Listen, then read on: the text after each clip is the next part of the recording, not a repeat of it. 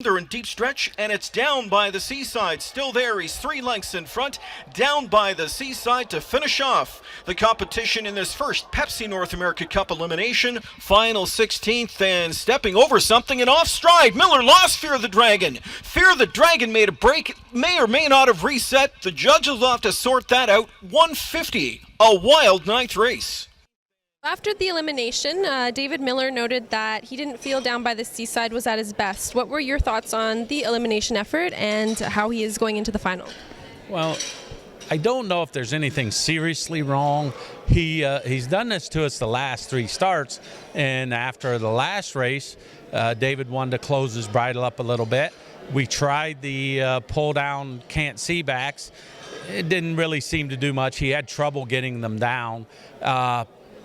We still think it's just him getting away from everyone and waiting.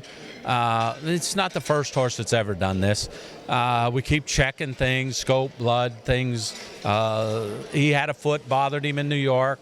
It was a touch off after the race, but otherwise he passed the health exam pretty good. A few things we're working on, but nothing that should make him stop. As I've said before, in this race, he's not going to be by himself at any point in the race, I'm sure, right down to the wire.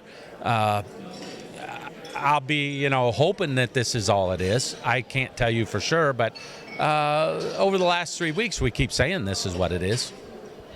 And do you have any equipment changes going into the final for him? We're tossing around the idea. If David would have been driving, we would have went with an eye hood with holes. He gets a little too aggressive. Last year he had blinds on, and he got a little too out of control. We opened his bridle up and came to the Governor's Cup, and he was tremendous. He was quiet, handled very good. And David's actually said that, he is getting a little too quiet. I've talked to Brian Sears. We're heading into $1 million race. Brian's never driven him.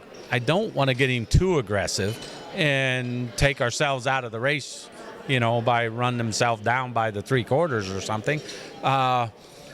Brian said, well, if he needs to be opened up, I'll get him to go. So probably leaning toward just the way he was. The open bridle, no eye hood.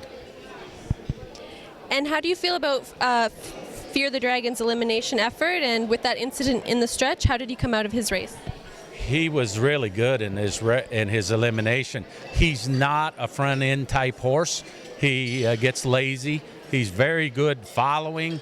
When you pull his earplugs, he will take off. And I'm sure David wants him in a spot where he is following.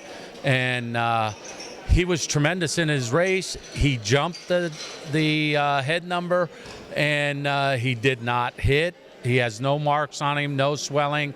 He Sunday morning looked at his legs. They were fine. Monday and Tuesday, he's jogged good. He'll train tomorrow. I'll know more tomorrow, but I don't see anything that was wrong after the race. And are there any changes with him going in? No, none.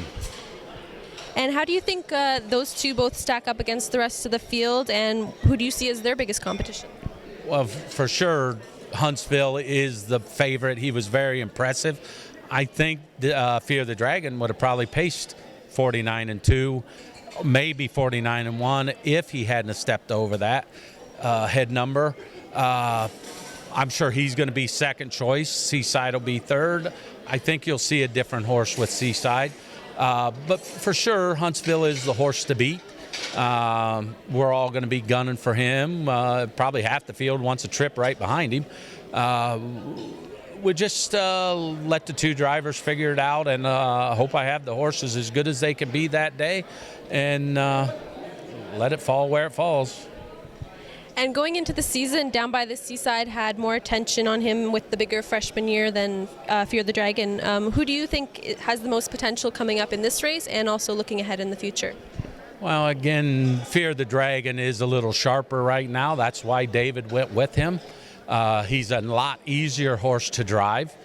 Seaside can be a little tough. But like David said, he's actually gotten a little too quiet lately. Seaside's a bigger, stronger horse. Dragon is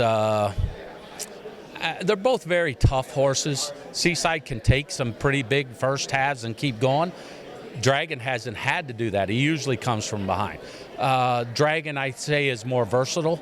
Best thing Dragon has is he is tough. He's got guts. He's got heart. Never seems to give up. He's had one bad race in his life.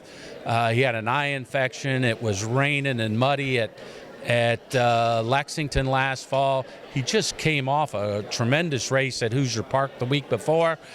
He just wasn't himself that day. The next week, he bounced right back, finished second to Huntsville, raced great. And what would it mean for you to win the North America Cup? I just talked to Bruce Trogdon. We were texting, sitting here. He was talking about that trophy. I told him I can remember coming up here 20 years ago, just walking through the grandstand and saw that trophy, and never dreamt we'd have a shot at it. I've had a couple other horses in elimination, never made the final. To come in with two horses like this and have a shot at that trophy I don't know if it even sinks in. You're worried about the horses every race. It's hard to enjoy week to week because as soon as this one's over, you got to go to another one. Never thought I'd be in this position, but I like it. Well, good luck on Saturday. Thank you.